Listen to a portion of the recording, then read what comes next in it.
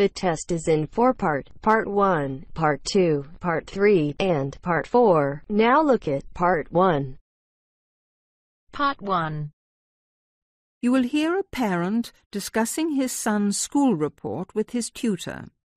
Listen and fill in the missing information in the report below. First, you have some time to look at questions 1 to 6.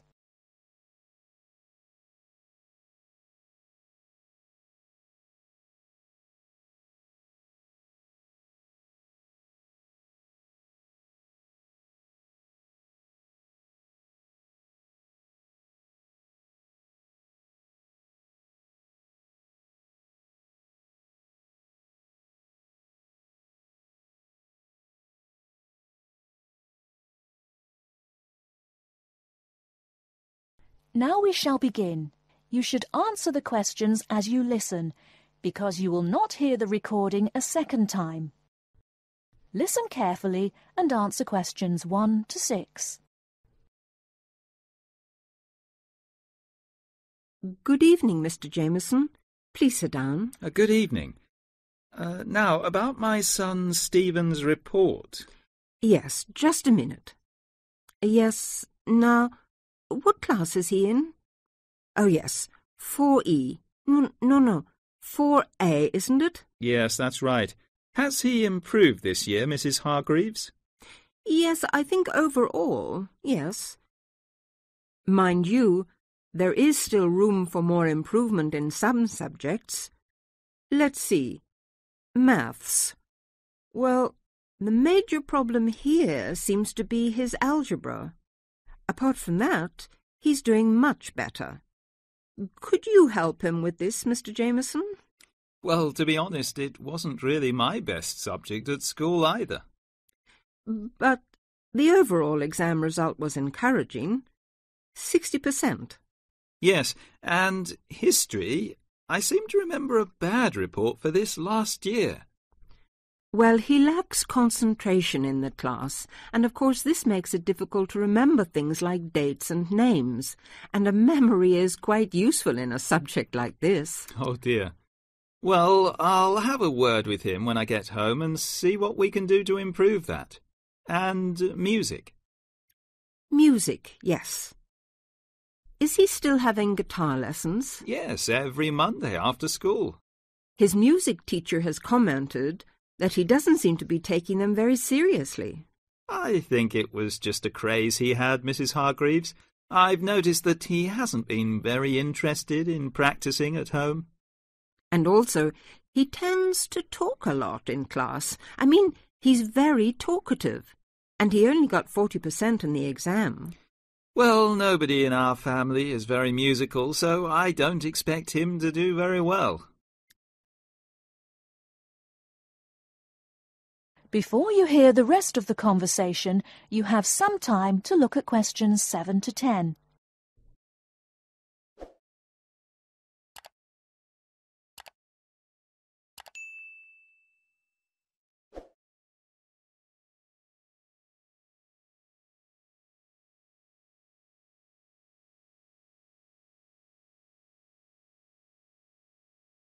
Now listen and answer questions 7 to 10. Looking at his geography result, though, there has been considerable improvement, 64%. Yes, I remember him working at home a lot for some sort of project or something on... now, where was it? India, I think. No, on China. Yes. And it was an excellent piece of work. I saw it myself and was very impressed. And his art classes have also been going better this year. Yes, he became very interested in pop art after the school and went to the local art gallery to see the pictures there. His bedroom wall is covered with posters from the shop. Yes, and 58% is not bad for his exam result, considering how low it was last year. And now French. It seems that he has really taken to speaking a foreign language. We hoped he would, because it's important to know another language these days, isn't it? Yes, quite. That's why we paid for him to go to France last Easter, so he could practice more. Well, It seems to have done the trick. 80% is a very good mark. Now, Mrs. Hargreaves, I'd just like to ask you one more thing about...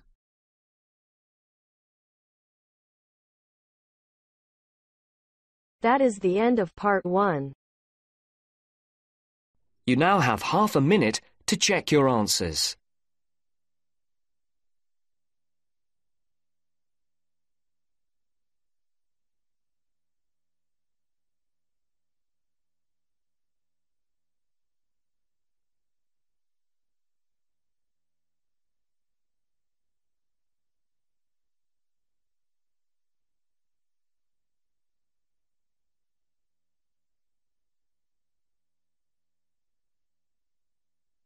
Now turns to part 2.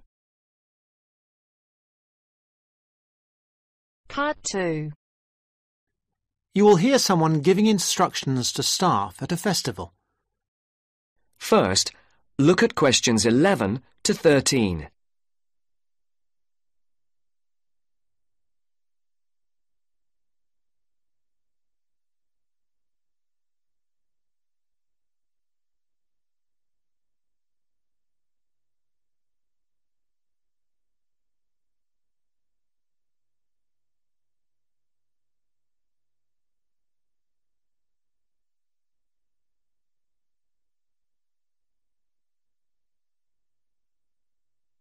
As you listen to the first part of the interview, Good morning, everybody. I'd like to welcome you to the Castle Pop Festival. My name is Sandy, and I'm the General Manager of Castle Pop Entertainments. And I just want to take a few moments to mention a few things to you before you go and have your detailed briefings in your work groups. You all have a copy of the plan of the festival grounds. Now, most things are obvious, but I'd like to point out first the visitor toilets here along the side of the main area. Kindly do not use these yourselves. Your own facilities, the staff toilets, are beside the breakfast tent. Also, there are public telephones behind the stage. I mention these two things because they are places that visitors often ask for. For yourselves, one of the most important places is the staff meeting point. This is new this year, and the only thing to remember is that it exists and that when you refer to a meeting point between yourselves, you need to make clear which one you are talking about. The staff meeting point is between campsite 1 and the disabled viewing area. This is not marked on the general maps, but it is marked on the maps you've got there. The visitors' meeting point is, as you can see, in the centre of the main area, between the breakfast tent and the entrance. Now, another important facility is the first aid tent. This is a big round tent, so you can't miss it. It's on the right-hand side of the entrance, again as you come in. There are many other first aid facilities all over the festival site. In fact, there is a first aid box in every tent and sales point, but this is the central point. Finally, I wanted to mention the security on the site. Every year the festival gets bigger and bigger, and so every year we have to increase the security arrangements. We have a number of small security offices, one being near the entrance, but the main security office is opposite the disabled viewing area. It's next to the Old England pub, so that the officers can keep an eye on what's going on there. And, of course, in that office there is a full supply of first aid equipment too. And don't forget, those of you who can't wait till you get your pay at the end of the festival, there are some cash machines in the wall of the Old England pub. now look at questions 14 to 20.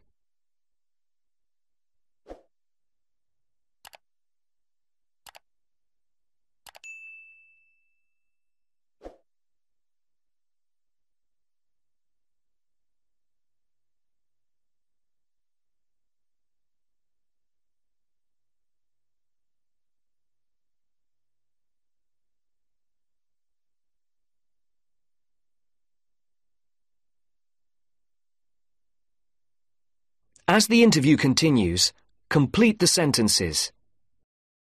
I do hope you will enjoy working with us this year. It's always good to see some of last year's faces back with us again. We hope this year to put on an even better festival than before. The first year we put on a festival, we called it the Mountain View Pop Concert. And it was a pop concert rather than a festival.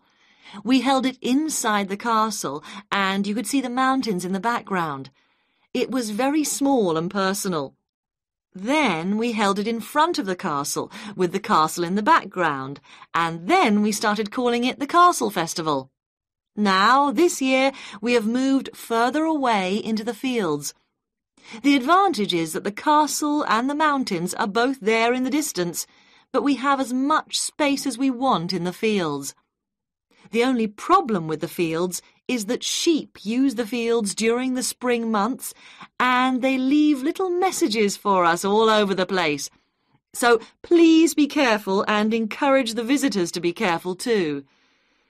Now, it just remains for me to let you know the times of your detailed briefings, which are as follows, and I'm telling you these as they are not, I repeat, not as written down on your welcome letters.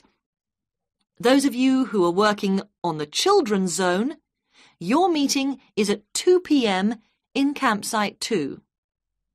Those of you on the security team need to meet behind the stage at 3:15 p.m. For the people on first aid, please do not meet in the first aid tent.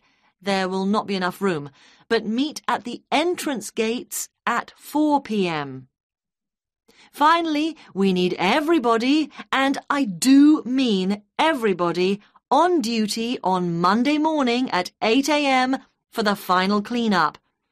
I'd like to remind you that Monday is the final day of work, not the Sunday. People not coming to the final day will lose 50% of their pay. The meeting place for that is Campsite 1. Now, good luck, and let's make this the best festival ever!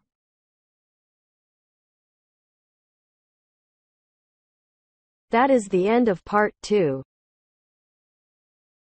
You now have half a minute to check your answers.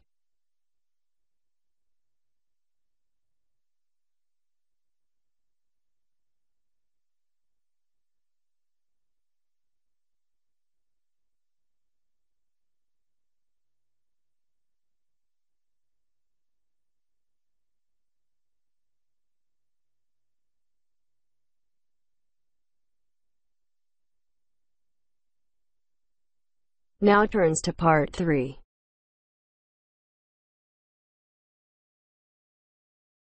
Part 3. Look at this advertisement for a job. Listen to Philip and Anne talking about the job and fill in the missing words. First, you have some time to look at questions 21 to 26.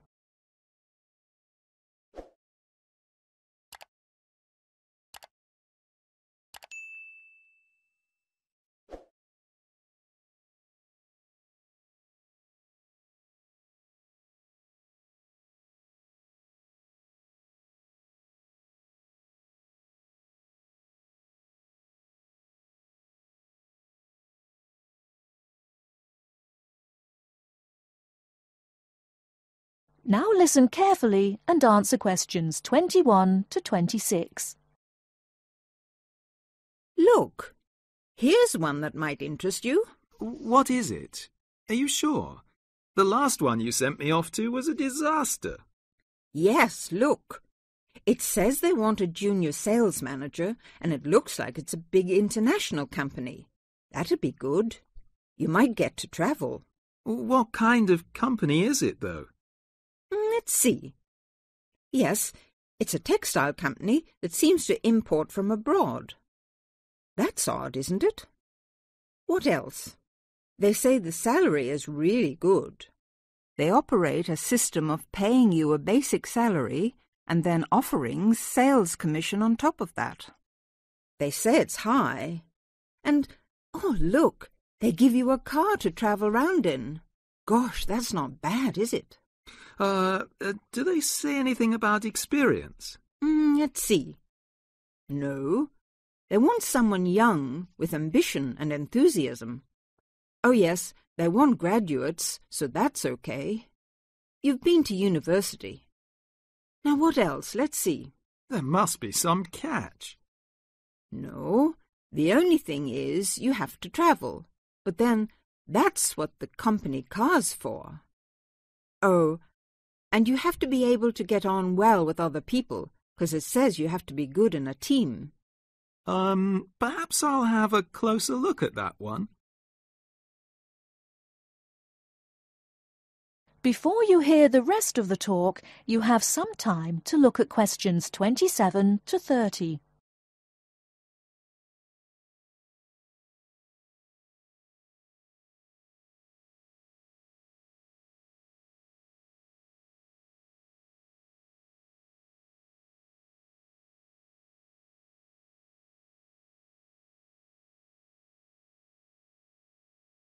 Now listen and answer questions 27 to 30. Now, could you tell us more about what you do in your department? I mean, what research are you actually doing at the moment? We're trying to find out as much as we can about dreams. There's one area that we're particularly interested in at the moment, and that is what we call directed dreaming. Directed dreaming.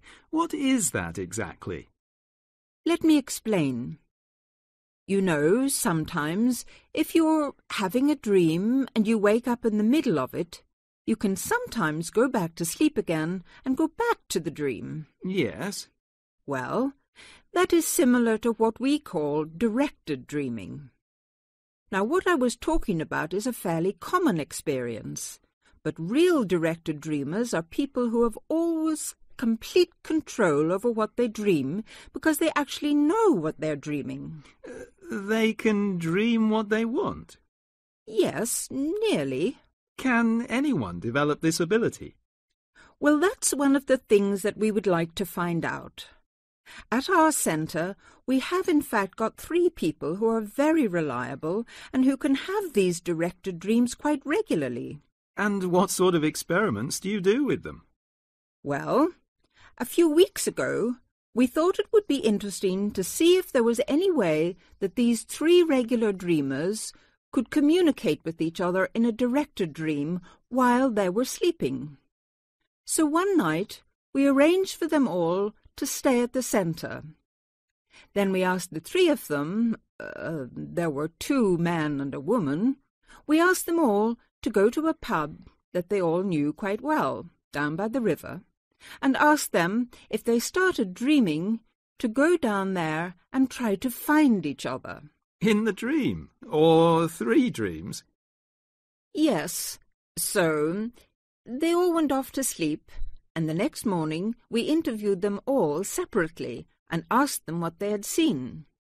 The 2 men had had dreams and could remember them, and they both said that they had been to the pub and had seen each other and had had a talk.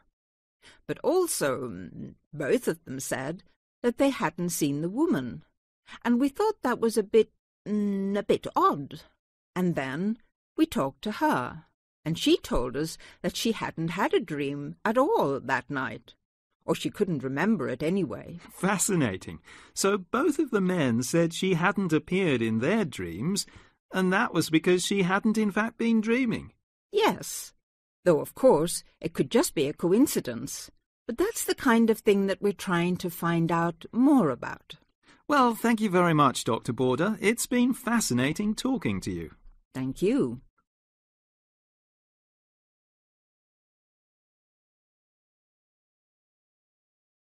That is the end of part 3. You now have half a minute to check your answers.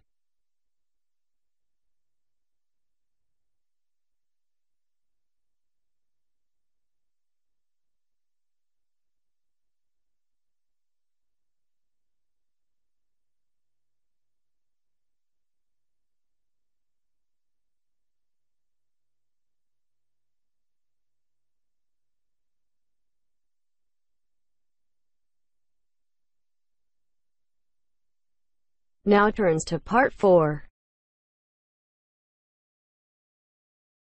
Part 4. 4. You will hear an extract from an introductory talk given to a group of students who have just entered a university residential college. The speaker is the principal of the college. Listen to what the speaker says and answer questions. First, you have some time to look at questions 31 to 40.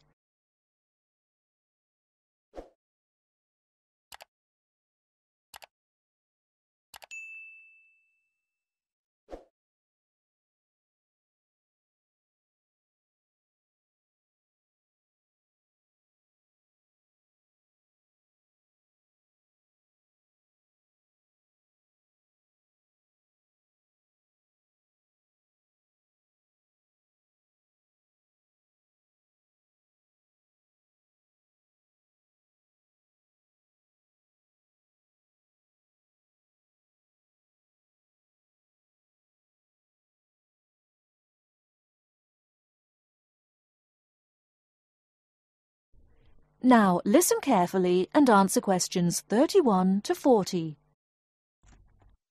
Good morning and welcome to Scholastic House.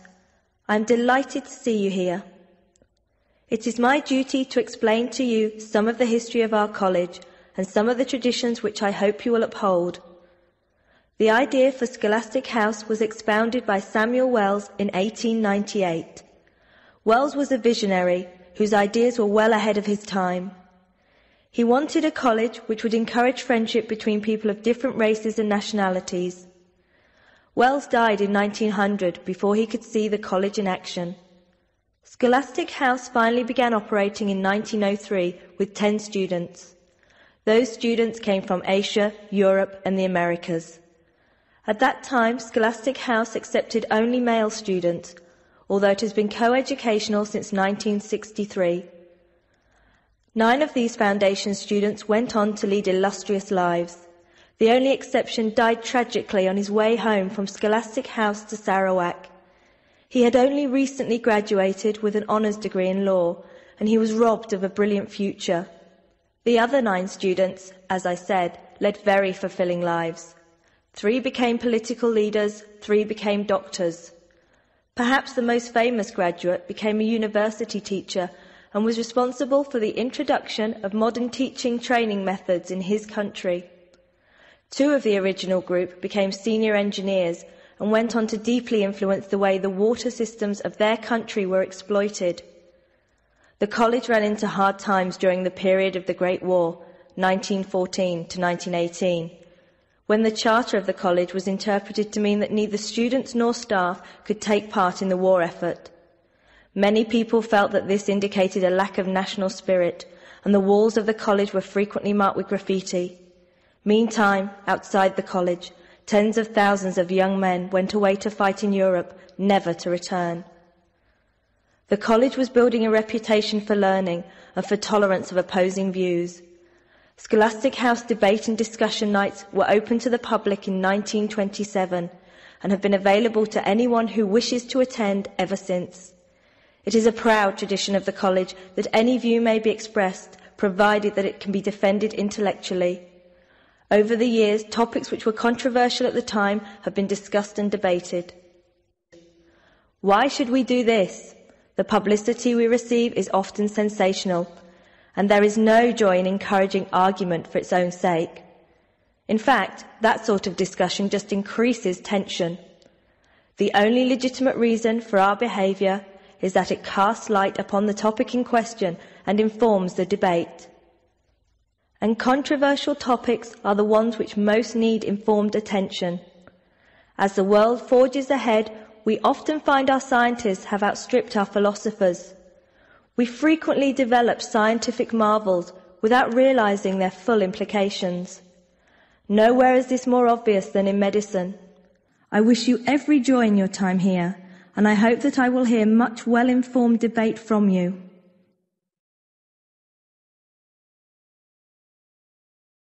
That is the end of Part 4. You now have half a minute to check your answers.